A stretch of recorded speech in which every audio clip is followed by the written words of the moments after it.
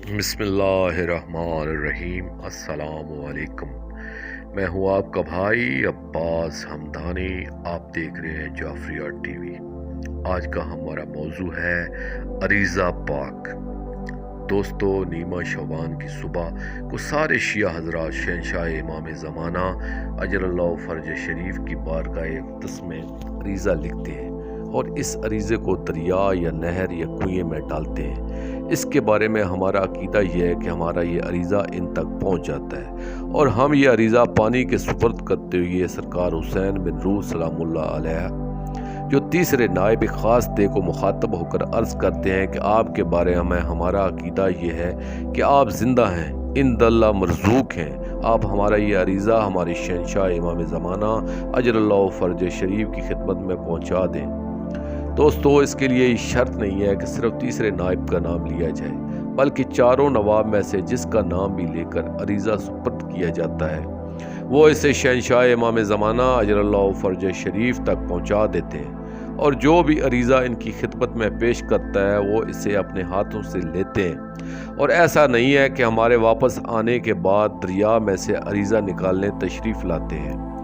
بعض معترضین یہ اعتراض کرتے ہیں کہ جب بھی کسی کو خط لکھا جاتا ہے تو اس کی طرف سے جواب دینا لازم ہوتا ہے، اور ہم جو عریضے لکھتے ہیں کیا اس کا کبھی کسی کو جواب بھی ملا ہے؟ یعنی وہ فرض کر لیتے ہیں کہ نہیں ملا اور پھر کہتے ہیں کہ جب جواب نہیں ملتا تو پھر عریضہ لکھنے کی کیا ضرورت ہے؟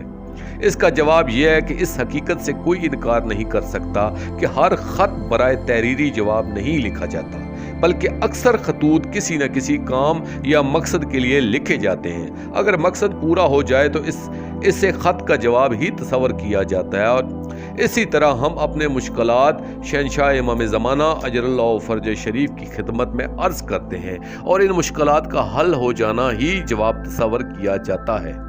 اگر ہمارے مشکلات حل نہ ہوتے پھر ہم یہ عریضے کا سلسلہ زیادہ عرصے تک کیسے جاری رکھ سکتے، جبکہ ہمارا یہ عمل کئی 100 سال سے جاری ہے اور ہماری مشکلات بھی حل ہو رہی ہیں، جو اس کا بین ثبوت ہے کہ جواب مل رہا ہے۔ اب اگر کوئی پھر بھی نہ سمجھے تو انہیں عرض کروں کہ ساری دنیا کے مسلمان دن رات یا اللہ کہہ کر اللہ کو پکارتے ہیں۔ اب آپ بتائیں، کبھی کسی انسان نے اللہ کا جواب بھی سنا ہے؟ کیونکہ جس طرح خط کا جواب دینا واجب ہے، اسی طرح کسی پکارنے والے دکھی انسان کی پکار کا جواب بھی تو واجب ہوتا ہے، لیکن آج تک کسی نے اللہ جل جلالہ کا جواب نہیں سنا۔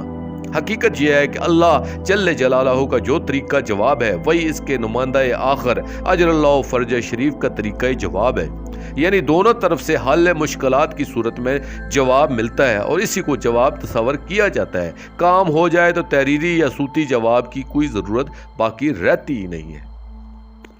دوستو، آخر میں شکریہ ادا کروں گا اپنے مرشد کریم سید محمد جعفر الزمان نقوی البخاری سرکار دامِ ذلہ و تعالی کا۔